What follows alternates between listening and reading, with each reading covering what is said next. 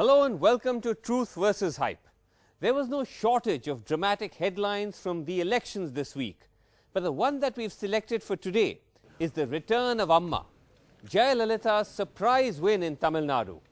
And when I say surprise, I just don't mean because of the exit polls, which had largely predicted a DMK win, but even when we travelled through Tamil Nadu, there was no clear sense that she was coming back, nor, mind you, there was a strong wave against her. So over the next 30 minutes, decoding the most complex and fascinating outcome, the Amma comeback.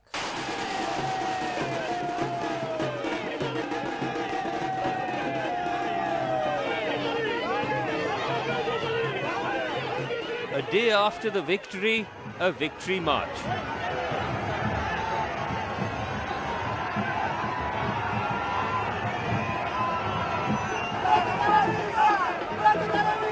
Amma's election manifestos only had worked for this election. ஏழை மக்களுக்கு வந்து நல்லது செய்யறதுனால தான் ஏழை மக்கள் வந்து அம்மா வர வைக்கிறத இது பண்ணிருக்காங்க.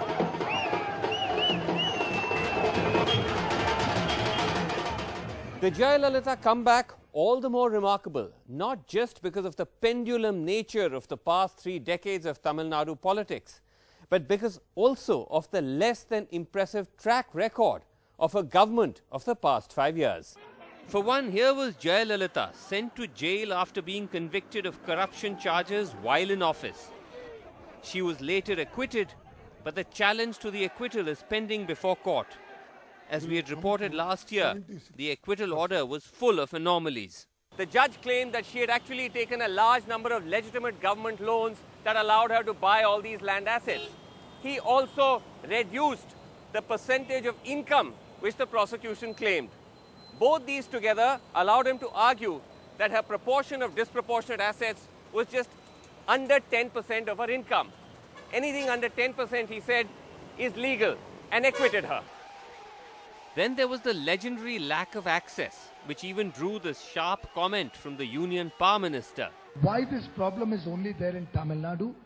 It's a state within the state.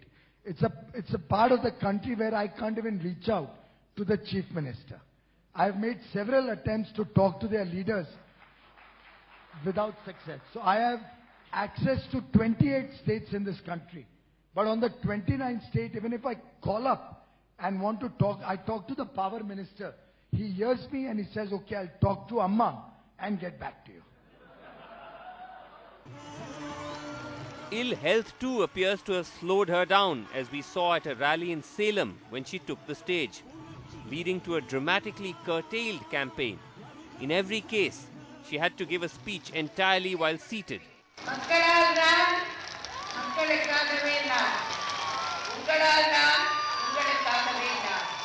And then, of course, the all too familiar culture of civility, which some might assume could be seen as distasteful to a new generation of Tamil Nadu voters. She's calling out their names one by one. As she calls out their name, the person gets up, bows to her, and then continues to stand in a line like statues. And then there were other drivers of resentment.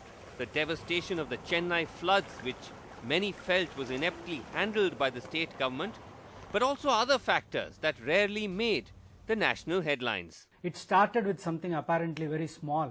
2 years ago, this engineer from the agriculture department killed himself because he was under pressure to, do something at the behest of his masters.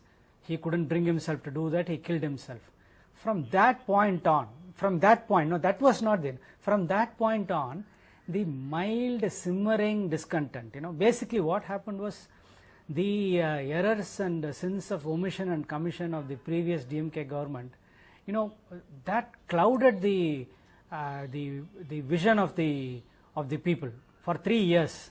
And slowly it began to be dispelled, and this was the first event. Then there was the DMK's concerted early bird ground campaign, built around a reinvention of Stalin. Now remember, for all of the DMK's attempts to make much of Amma's lack of access, for anyone who's tried to cover Tamil Nadu's aloof Dravidian supremos, there often hasn't been much to choose from, which is why, to his credit, Stalin did at least attempt a reinvention.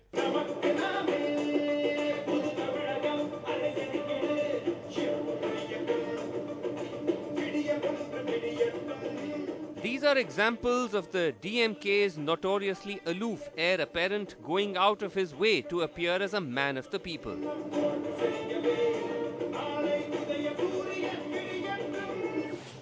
There even is a remarkably well-designed interactive Stalin website. There's also a fairly active Stalin Twitter handle. Now, a little detail that not too many may be aware of is that behind the Stalin makeover was a team of the former associates of Prashant Kishore, the political strategist currently working with the Congress. An indication of how far the traditionally closed and feudal Dravidian parties were willing to travel out of their comfort zone in this election. Stalin and Jayalalithaa are virtually contemporaries, hardly 4 to 5 years apart, and yet their style of campaigning is distinctly different. Stalin, in fact, is conducting roadside meetings, going to the people, to their localities to talk to them, and he is pointing out that Jayalalithaa has remained largely inaccessible.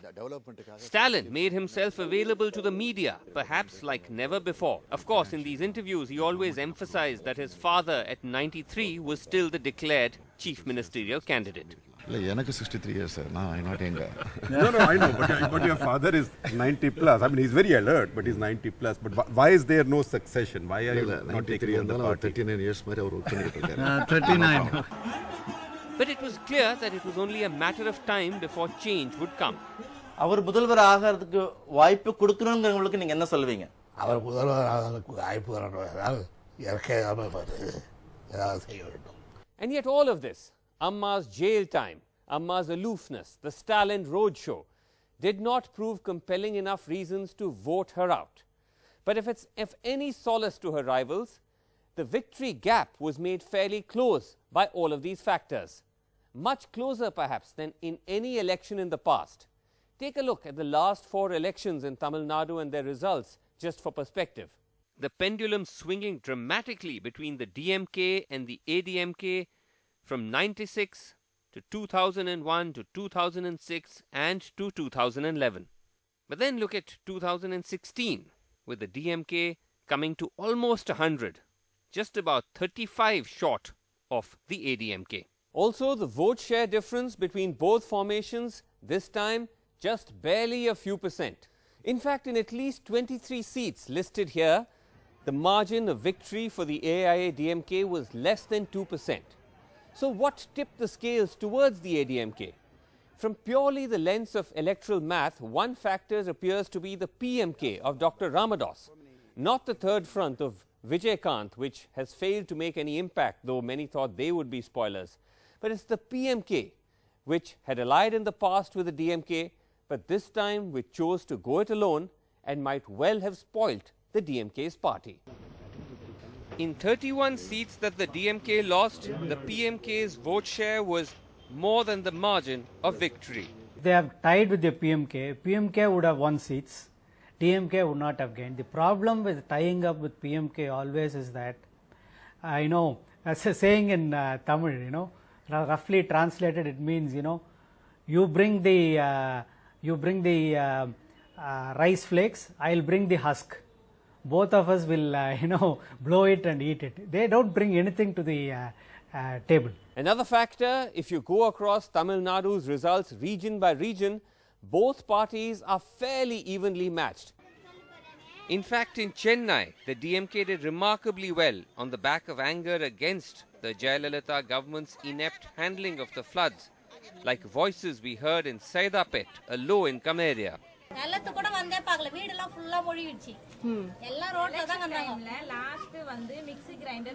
பண்ண வரல